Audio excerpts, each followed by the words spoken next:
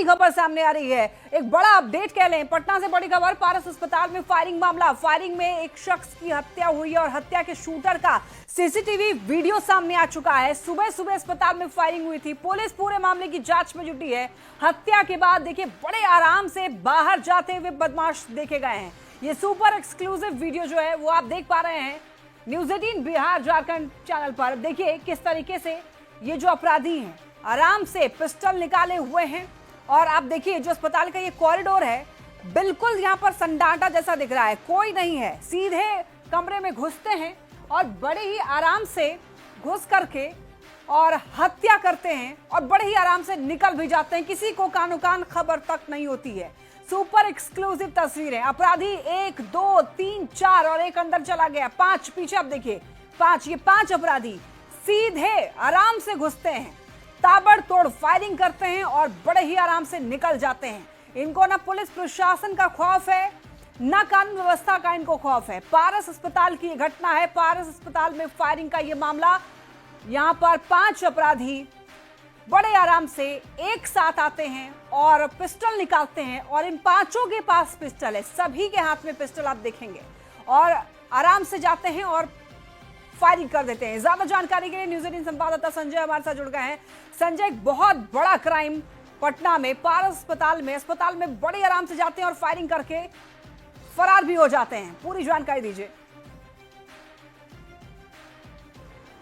तीर है, ये डराती है, ये डराती है और मामूली तौर पे नहीं डराती है। देखिए पारस हॉस्पिटल जो है बिहार का कह लीजिए सबसे बड़ा हॉस्पिटल है। हाई सिक्योरिटी जोन वाला ये हॉस्पिटल है जहाँ गार्ड के अलावा बाउंसर की तैनाती रहती है और आर्म्स वाले यहाँ जो गार्ड है उनकी तैनाती रहती है। और वहाँ पर 5 अपराधी आते हैं, शूटर्स आते हैं। ये अपराधी क्या कहें, शूटर्स क्या, और बड़े बड़े ये शूटर्स हैं।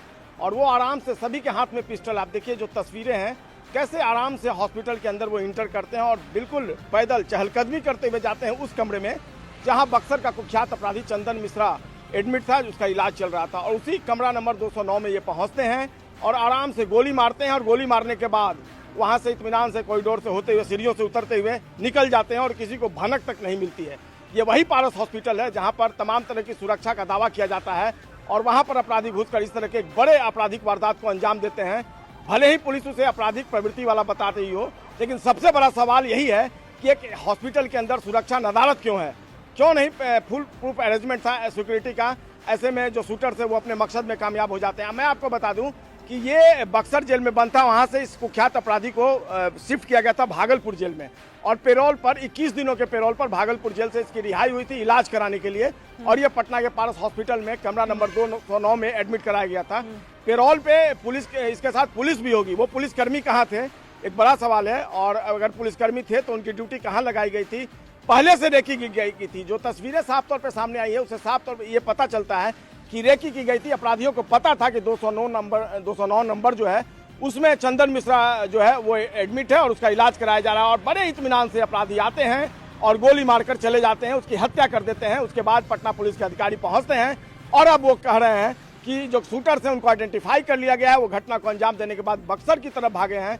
मैं आपको बता दूं कि इस जो ये हत्याकांड है इसमें पूर्णिया जेल में एक बंद कुख्यात अपराधी की भी भूमिका सामने आ रही है और बताया जा रहा है कि ये शूटर्स उसी से रिलेटेड हो सकते हैं। हालांकि पुलिस की अभी छानबीन जो है इनिशियल स्टेज में चल रही है और देखना होगा छानबीन के बाद क्या कुछ बात निकलकर सामने आते हैं। लेकिन निश्चित तौर पर इस घटना ने लोगों की सुरक्षा पर एक बड़ा सवाल खड़ा कर दिया। बिल्कुल संजय, और ये जो टारगेटेड फायरिंग हुई है ये जाहिर तौर पर ये व्यक्तिगत मामला इनका रहा होगा, लेकिन क्या किसी इंसाइडर की मदद लेकर के ये लोग अंदर घुसे हॉस्पिटल में, क्या कोई जानकारी मिली है?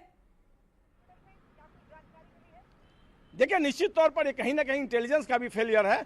आखिर पटना पुलिस का भी अपना इंटेलिजेंस विंग है, बिहार पुलिस का इंटेलिजेंस विंग है और एक कुख्यात अपराधी जिसको आप मानते हैं कि इसने दर्जनों हत्याकांड को अंजाम दिया है, खुद एसएसपी का बयान है कि कुख्यात अपराधी है। तो क्या पटना पुलिस को इस बात की सूचना नहीं थी? जो पुलिसकर्मी इसके साथ आए थे वो यहाँ पर जब वो रुका हुआ था तो क्या उन्होंने पटना पुलिस को इतला नहीं की थी? तमाम ऐसे सवाल हैं। हॉस्पिटल एडमिनिस्ट्रेशन जब वो यहाँ पर इलाज कराने आया था तो क्या उसने पटना पुलिस को अपने लेवल पर सूचना नहीं दी? क्या उसने अपने लेवल पर सिक्योरिटी का अरेंजमेंट नहीं किया? तमाम ऐसे जो सवाल हैं उसका गुत्थी जो है वो सुलझाना जरूरी है पटना पुलिस के लिए भी। बहरहाल हॉस्पिटल प्रबंधन ने कहा है कि इस पूरे मामले की जांच की जा रही है कि किस लेवल पे लैप्सेज हुई है, और अगर लैप्सेज की बात आती है तो निश्चित तौर पर एक्शन लिया जाएगा उनके लेवल पर भी। लेकिन पटना पुलिस ने भी कहा है, एसएसपी ने कहा है कि हॉस्पिटल अरेंजमेंट क्या किसी की इसमें संलिप्तता है, किसी का कोनाइवेंस है, तमाम जो ऐसे इशूज हैं इस पर छानबीन चल रही है और छानबीन के बाद इस बारे में कुछ कहा जा सकता है। देखना होगा, जांच शुरू हो गई है, जांच के बाद क्या होगा। शूटर्स को पकड़ने के लिए पटना पुलिस की टीम भी निकल गई है और बक्सर पुलिस, भोजपुर पुलिस को भी अलर्ट किया गया है। हालांकि अभी तक कोई पकड़ा नहीं गया है। कब तक शूटर्स पकड़े जाते हैं, बड़ा चैलेंज है, बिग चैलेंज है पटना पुलिस के लिए भी।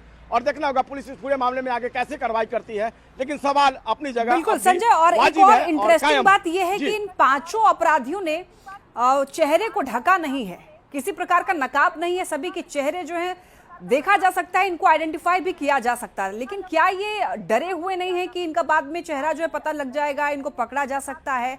और इसके बाद ये किस तरीके से भागे हैं? क्या ये 4 व्हीलर से भागे हैं, 2 व्हीलर से भागे हैं, ऐसी कोई जानकारी? शायद मुश्किलें रही होंगी नकाब पहनकर अंदर जाने में। एक ये सवाल है कि नकाब पहन के अगर वो हॉस्पिटल के बाहर से अंदर घुसते तो शायद उन्हें मुश्किलें होती। वो बिल्कुल आम जनों की तरह हॉस्पिटल के अंदर इंटर करते हैं और उसके बाद वो पिस्टल लेते हैं सीढ़ियों के सहारे, उसके बाद भागते हैं। जो जिस रूट से वो भागे हैं उसको आइडेंटिफाई, उस लोकेशन को आइडेंटिफाई कर लिया गया सीसीटीवी फुटेज के बेसिस पे, और पटना पुलिस ने कहा है कि वो बक्सर की तरफ भागे हैं। एसएसपी का बयान आया इस मामले में। तो निश्चित तौर पर पुलिस के लिए मुश्किलें नहीं, क्योंकि ये शूटर्स हैं, पटना पुलिस के अधिकारी भी मानते हैं, उनके फेस आइडेंटिफाई कर लिए गए हैं और निश्चित तौर पर उनकी जल्द गिरफ्तारी होगी, ऐसा दावा पटना के जोनल आईजी ने भी किया है, एसएसपी ने किया है। देखना होगा दावे में कितना दम है, कब तक ये गिरफ्तार हो पाते हैं। लेकिन चैलेंज अभी अपनी जगह कायम है। जो एक मैं बात बता रहा था कि पुलिया जेल में अपराधी बंद है, उस पर भी